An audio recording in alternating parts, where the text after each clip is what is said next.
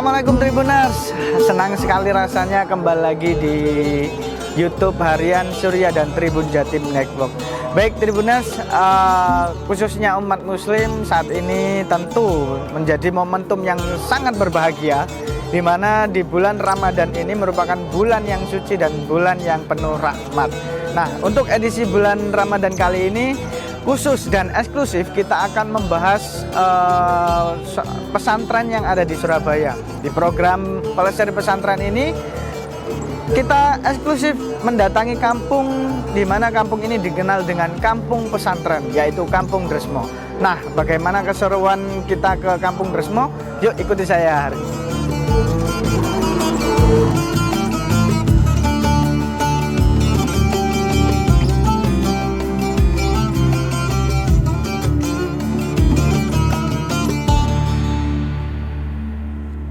Kampung Dresmo merupakan kampung yang berada di selatan kota Surabaya, Tribuners.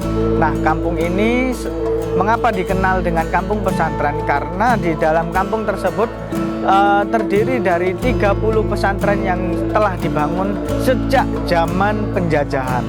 Selain itu, Tribuners, di sini juga terdapat bangunan yang mempunyai nilai sejarah kental di masa penjajahan di kota Surabaya. Terdapat sebuah masjid. Masjid ini konon sering didatangi oleh tokoh-tokoh besar yang ada di Indonesia. Selain itu juga bahkan Presiden Joko Widodo menyempatkan mencari barokah di masjid yang berada di Kampung Dresmo ini. Semakin penasaran? Mari kita pelesir pesantren di program Harian Surya dan Tribun Jatim Network.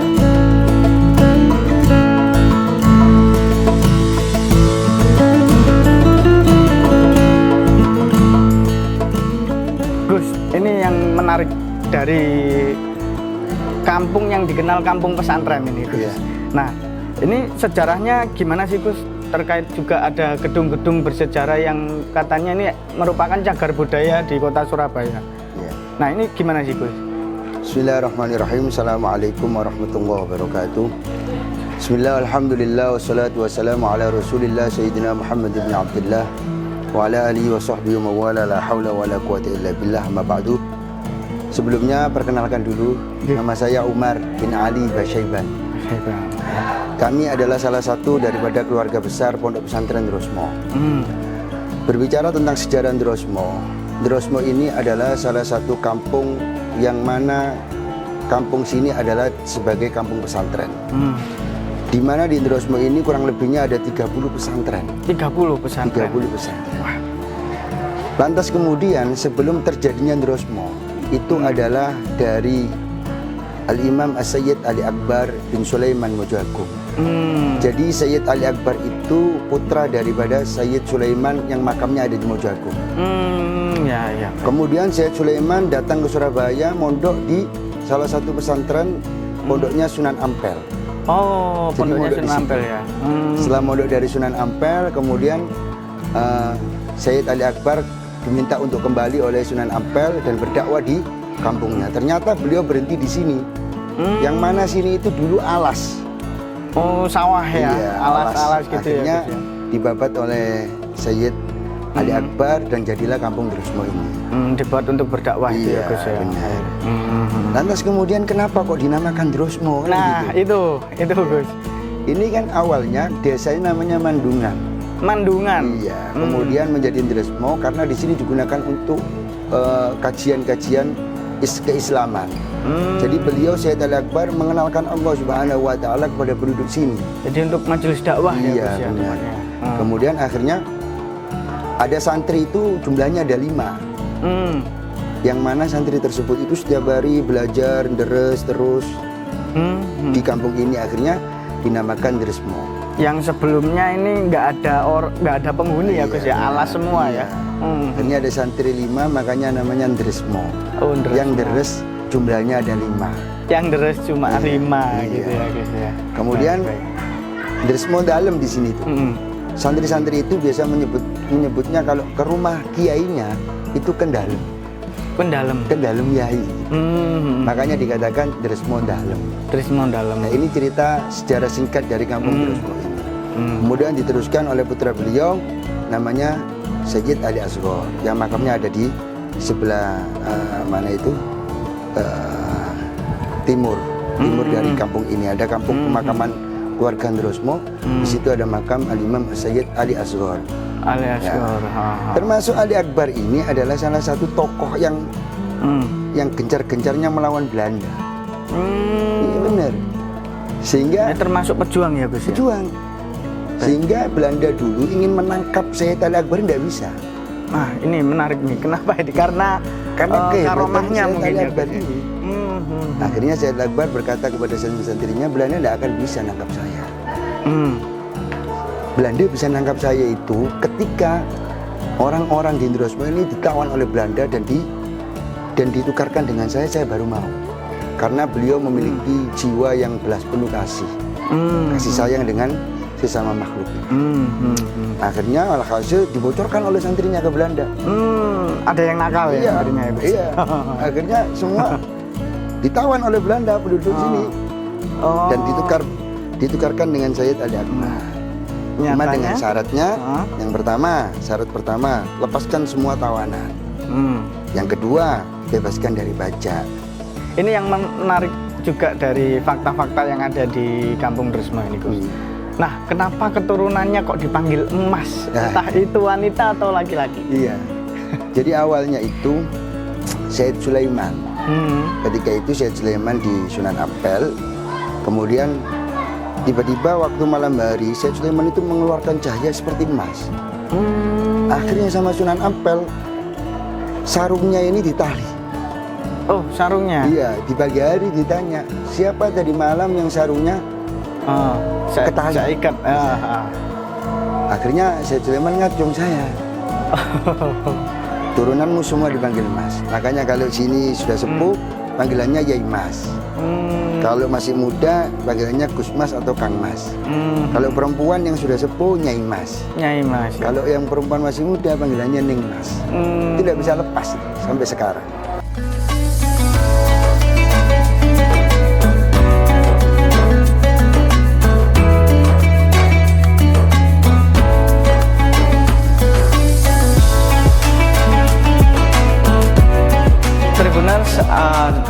Dalam kesempatan kali ini kita sedang berada di dalam markas ya Gus. Kasepuan. Markas Kasepuan Sayyid Ali Murtado Ndrosmo. Suatu kehormatan bagi saya bisa masuk ke markas ini dan kita masih bersama Gus Farouk.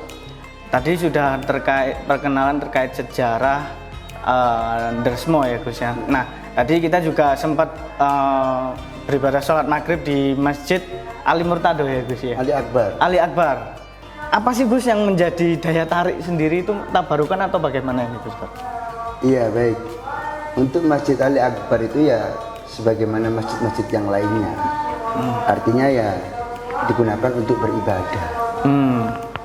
Tapi sisi lain ada para pejabat-pejabat daerah, presiden pun datang ke sini itu untuk tabarruk. Artinya mengambil berkah dari sesepuh-sesepuh di Ndrosmo.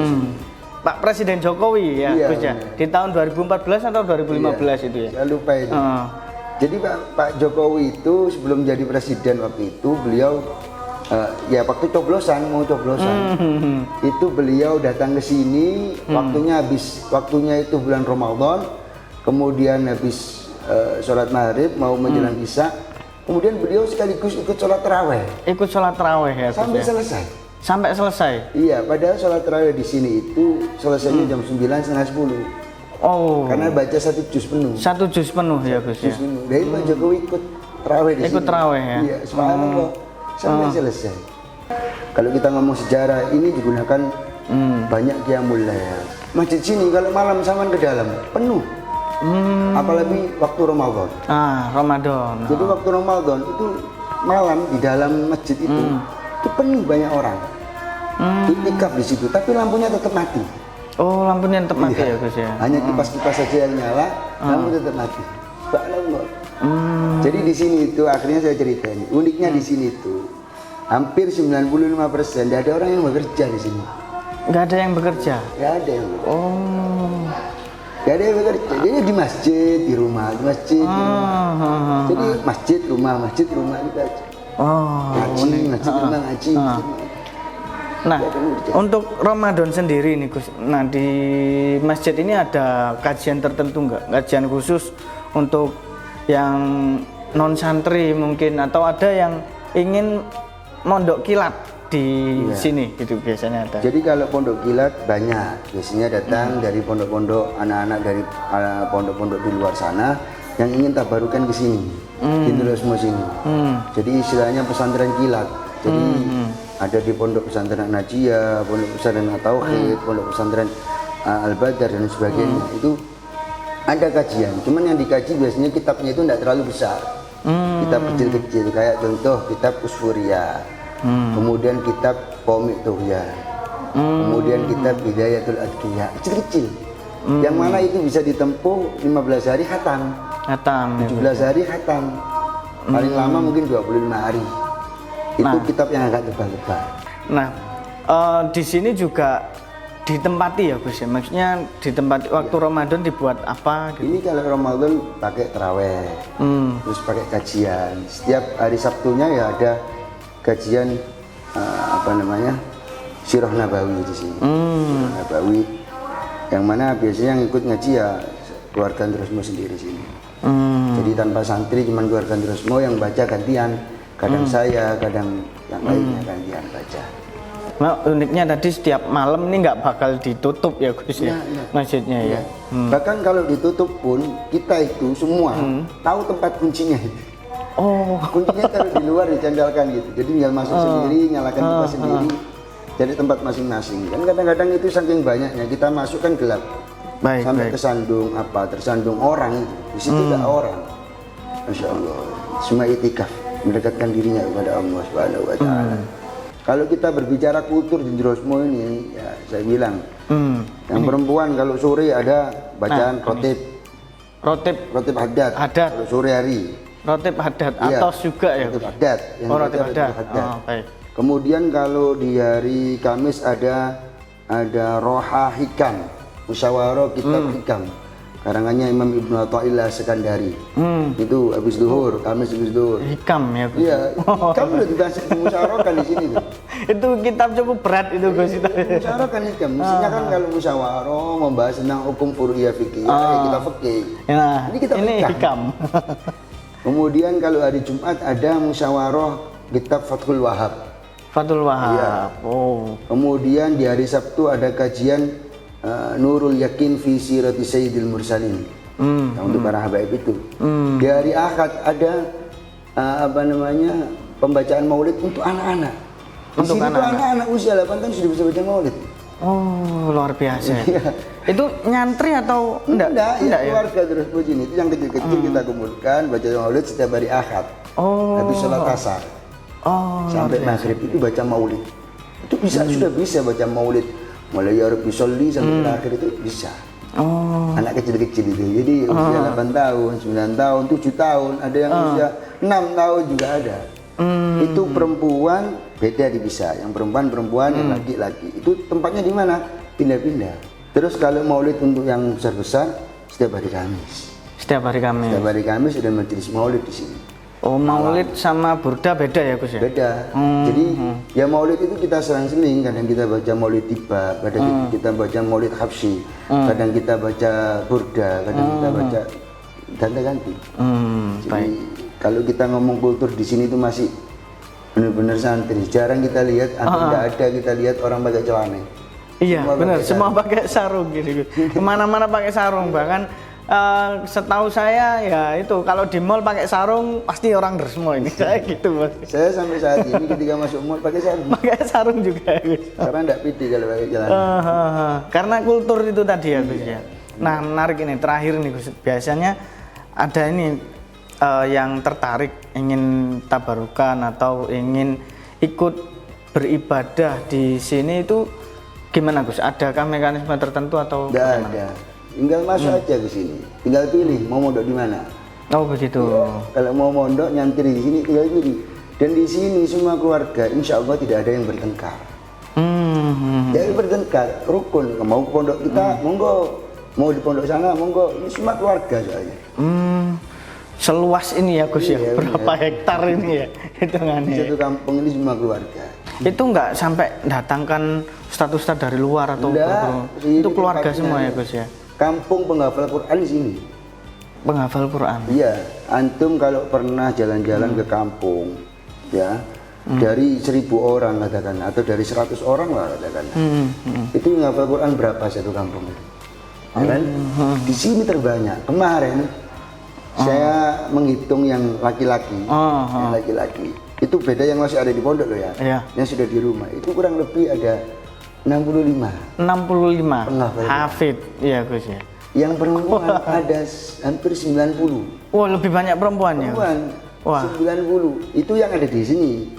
Artinya kayak saya punya adik masih mondok di Mojokeneng. Ada adik lagi cowok mondok di Tuban. Itu menghafal Quran juga. Jadi hampir setiap rumah sini itu punya menghafal Quran.